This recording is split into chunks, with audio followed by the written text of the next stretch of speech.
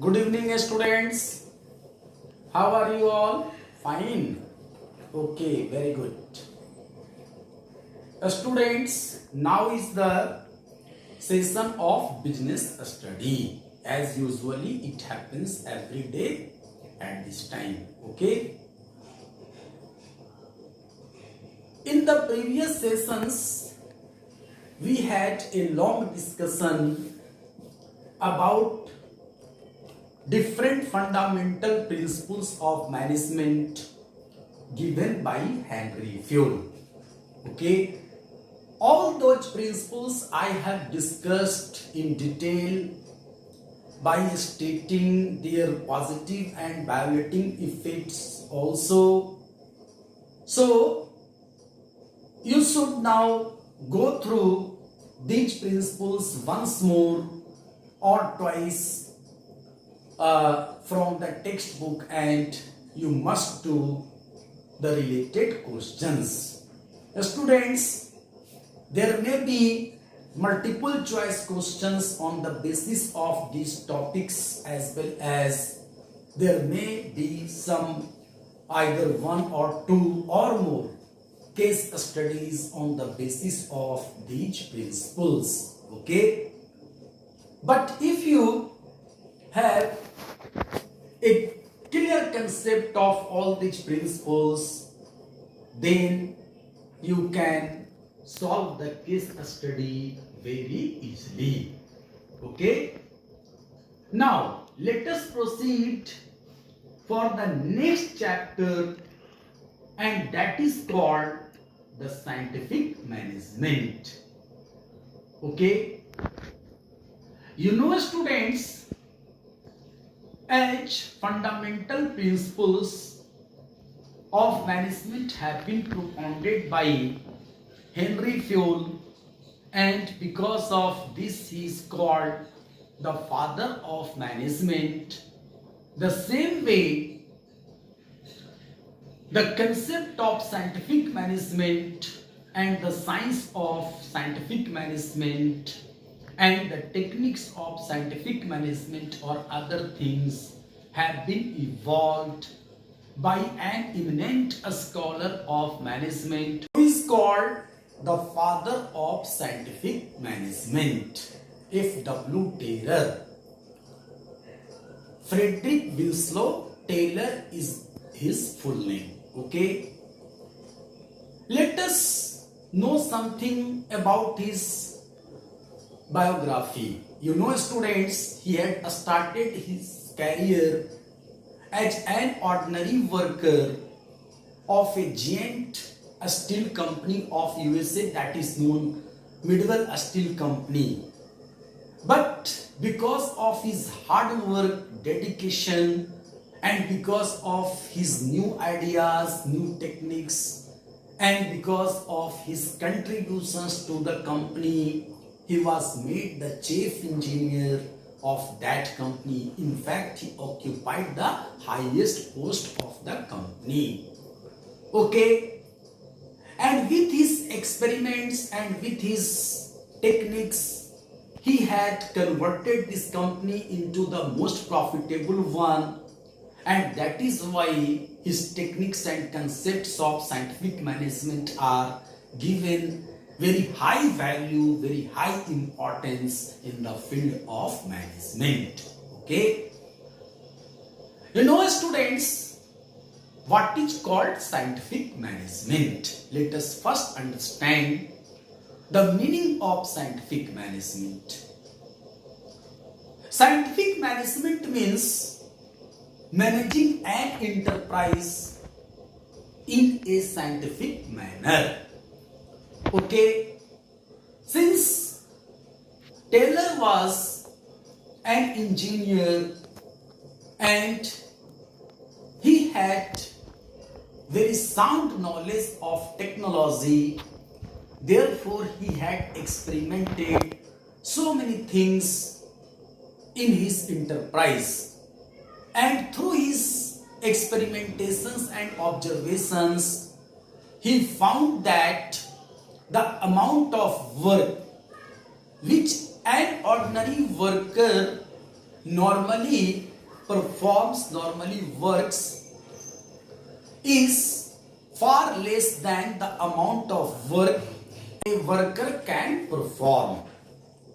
More clearly, Taylor observed that there is a far difference between the potential performance of an ordinary worker and the actual performance which the organization is getting. Okay, why it is so?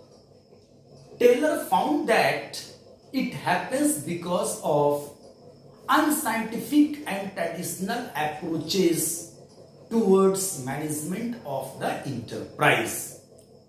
Okay, in fact, before introduction of scientific management, most of the enterprises were managed in traditional way, and the managers of those times usually used to apply the trial and error method or hit and miss methods to solve the problem or to handle a situation.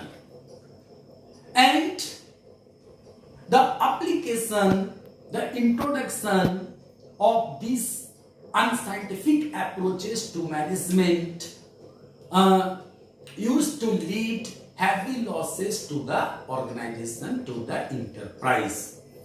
Okay, so the concept of scientific management given by Taylor mainly focuses on improving overall efficiency of the enterprise on one hand and reducing the cost of operations by introducing scientific methods and techniques on the other hand.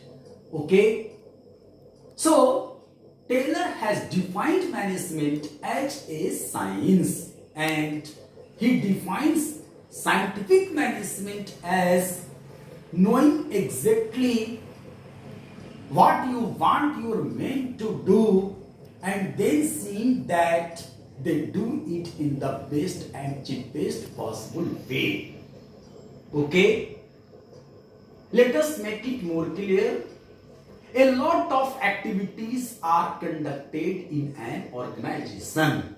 Okay, all these activities are conducted by different people with different motives to get some positive results. Okay, and you know, the performance of any activity involves some cost in terms of time, efforts and money. Okay, so if all these activities are not performed scientifically in a systematic way under proper supervision, then there will be unnecessary movement, unnecessary duplication, unnecessary wastage and unnecessary losses to the organization. Okay, so the focus of scientific management is on simplification of the activities, removal of unnecessaries from the organization, and improvement of qualities of each and every activity, each and every operation. How? With the introduction of scientific principles and techniques. Okay, have you understood what is called scientific management? Very simple to define. Managing an enterprise in a scientific manner by avoiding the traditional approaches and using the latest scientific methods and techniques to achieve the organizational goals. How? It is to see whether the people are working in the best possible way as well as in the cheapest possible way or not. Okay, each activity has different methods for its performance. You may know a lot of methods to perform a particular job. But under scientific management, a research is conducted by the managers to find out the most suitable method or the best method of doing a particular job. And for this purpose, Taylor has developed different techniques to be used on workshop, okay, so that maximum output could be obtained with minimum inputs. This is all about scientific management. Simply, scientific management increases, improves, enhances the efficiency of the enterprise and reduces the cost of operation by introducing different scientific methods and techniques. It is the scientific management. Okay.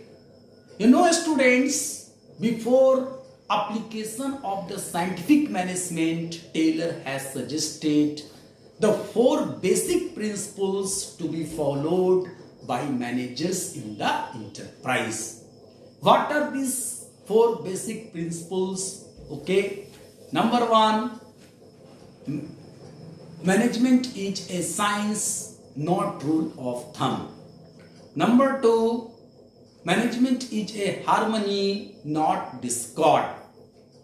Number 3, management is cooperation, not individualism.